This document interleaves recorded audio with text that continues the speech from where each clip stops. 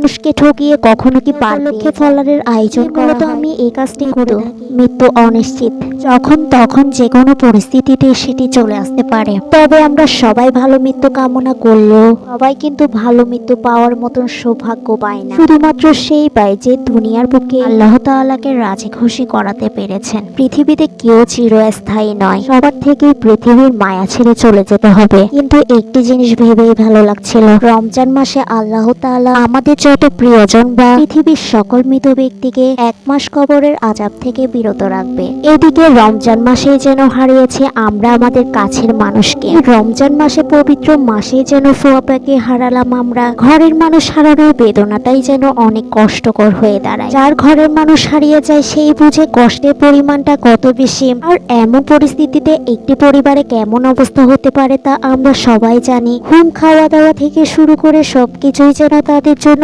অনেক কঠিন হয়ে পড়ে। তাদের কথা চিন্তা করে আমাদের এই ছোট আয়োজনটি করা। মাছ থেকে শুরু করে গরুর মাংস, সাথে ছিল ডিম, মুরগির মাংস আর সাথে ছিল করলা ভাজি।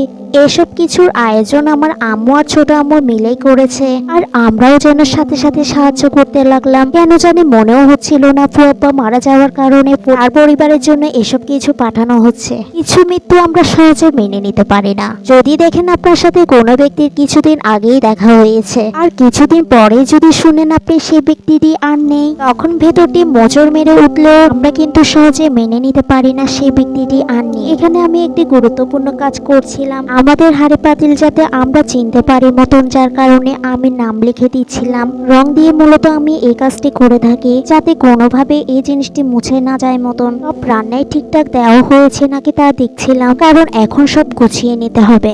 এখানে আমরা সবাই যেন মিলেমিশে সব কাজ করছিলাম, যেহেতু বড় বড় হাড়ি পাতিল গাড়ি করেই নিয়ে যেতে হবে, যার কারণে ভালো করে সবকিছু প্যাকেট করা হচ্ছে। দিনগুলো যেন কত তাড়াতাড়ি চলে যায়, দেখতে না দেখতেও 4 দিন হয়ে গেল।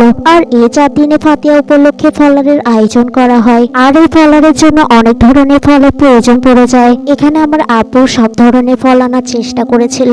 এদিকে হাজার ব্যস্ততার মাঝেও আপু যে কাঁঠালটি নিল সেটির এক পাশে খারাপ হয়ে যাওয়াতে কিন্তু আপু অনেকটা ভেঙে পড়লো, কারণ আপুকে শুধু আলাদা করে কাঁঠাল আনার কথাই কিন্তু বলেছিল। কিন্তু আমি ভাবছিলাম যে মানুষটি আমার আপুকে কাঁঠালটি দিল সে কি দেখে দিল না। এ সময় কিন্তু আমার একটা কথাই মনে পড়ছিল, মানুষ কি মানুষকে ঠকিয়ে কখনো কি পার পেয়ে যায়? দুনিয়া বুকে না হয় পরকালে কোনো না কোনো ভাবে সে ব্যক্তি তার শাস্তি ভোগ করবে। যদিও সাথে সাথে সেটি পরিবর্তন করে নেওয়া হয়েছে, কিন্তু ঠিকই কষ্ট করতে হয়েছে। এদিকে সব জিনিসপত্র নিয়ে আমার আপু আম্মু সবাই মিলে যাচ্ছিল ফুফির বাড়িতে। সেদিন কিন্তু আমি ছাড়া বাকি সবাই গেল, যার কারণে একা একা ইফতারি করতে হয়েছিল আমার। দিন শেষে একটা কথাই বলি, দিন আসে আর যায়, আর আমাদের জীবন থেকে হারিয়ে যাওয়া প্রতিটি মুহূর্ত যেন আমাদের জীবনের কাছে একটি স্মরণীয় দিন হয়ে দাঁড়ায়, সেটি দুঃখের হোক বা খুশির।